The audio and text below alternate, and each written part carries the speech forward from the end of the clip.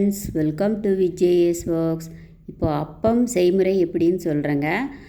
பச்சரிசியில் செய்வாங்க, நான் வந்து மைதாவில் தான் செஞ்சுருக்கேன். இப்போது இது ரொம்ப ஈஸியாக சீக்கிரமாக செஞ்சிடலாம்.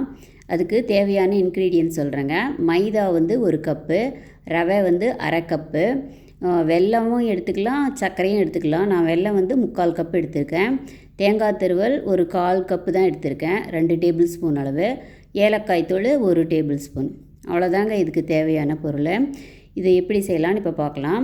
ஒரு மிக்சிங் பவுலில் முதல்ல மைதாவை எடுத்துக்கிட்டேன், அப்புறம் ரவையும் அரை கப்பு எடுத்துக்கிட்டாச்சு.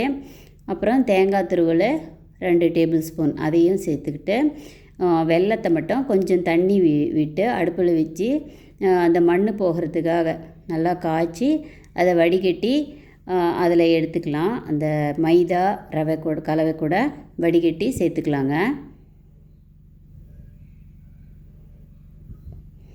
பாருங்கள், நான் அதை வடிகட்டி எடுத்துட்டேன். இது கலந்துக்கலாம் நல்லா. தண்ணி வந்து ஒட்டுக்காக விடக்கூடாது, கொஞ்சம் கொஞ்சமாக சேர்த்து நல்லா கலந்துக்கலாங்க. கொஞ்சம் கொஞ்சமாக தண்ணி சேர்த்து நல்லா கரைச்சிக்கிறாங்க. இட்லி மாவு பதத்துக்கு கரைச்சிக்கணும். இது ஒரு 5 நிமிஷம் நல்லா விடாமல் கலந்துக்கிட்டால் நல்லா சாஃப்டாக வரும் அப்பம். ஒட்டுக்கா தண்ணி சேர்த்தா நம்மளுக்கு பதம் தெரியாமல் போயிடுங்க. அதனால் கொஞ்சம் கொஞ்சமாக விட்டு இந்த மாதிரி இட்லி மாவு பதத்துக்கு கலந்து விட்டுக்கலாம். ஒரு 5 நிமிஷம் விடாமல் கலக்குங்க, அப்போ தான் நல்லாயிருக்கும். இப்போ ஏலக்காய் தூள் 1 டேபிள் ஸ்பூன் சேர்த்துருக்கேன். எல்லாம் கலந்து ஒரு அரை மணி நேரம் இதை ஊற வைக்கணுங்க.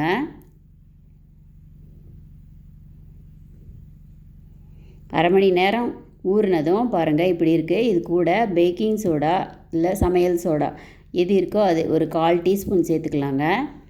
சேர்த்து நல்லா கலந்துக்கலாங்க. ஒரு 5 நிமிஷம் விடாமல் நல்லா கலந்துக்குங்க, அப்போ தான் நல்லா சாஃப்டாக வரும்.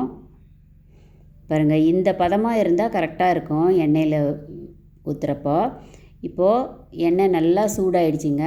இப்போ ஒரு கரண்டி எடுத்து அப்போ அதில் விட்டுட்டு அடுப்பை உடனே மீடியம் ஃப்ளேம் வச்சிட்டேங்க.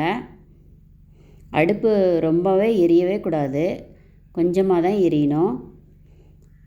கொஞ்ச நேரம் வெந்ததும் திருப்பி போட்டு மெதுவாக வேக வச்சு எடுத்துக்கலாங்க. அவ்வளோதான், அப்போ நல்லா ரெடி ஆகிடுச்சு. இன்னொன்று விட்டு காமிக்கிறேன் பாருங்கள். அதை விட்டுட்டு உடனே திருப்பி போடக்கூடாது, ஒரு நிமிஷம் விட்டு மேலே கொஞ்சம் எண்ணெயை எடுத்து ஊற்றினா நல்லா அப்பம் நல்லா உப்பலாக வந்துடும். பாருங்கள், இந்த மாதிரி எண்ணெயை எடுத்து விட்டால் உப்பலாக வந்துடும் அப்பம். இதை அப்படியே திருப்பி போட்டு சிம்மிலேயே வேக வச்சா நல்லா வெந்துருங்க. இது கொஞ்சம் பொறுமையாக செஞ்சால் அப்போ நல்லா சூப்பராக சாஃப்டாகவே வந்துடும். அவ்வளோதாங்க, அப்பம் செய்முறை இவ்வளோதான். ஈஸியாக செஞ்சிடலாம் 10 நிமிஷத்தில். சாப்பிடவும் நல்லா டேஸ்ட்டாக இருக்கும். பாருங்கள், நல்லா பப்பிள்ஸோட நடுவில் நல்லா சாஃப்டாக இருக்குது.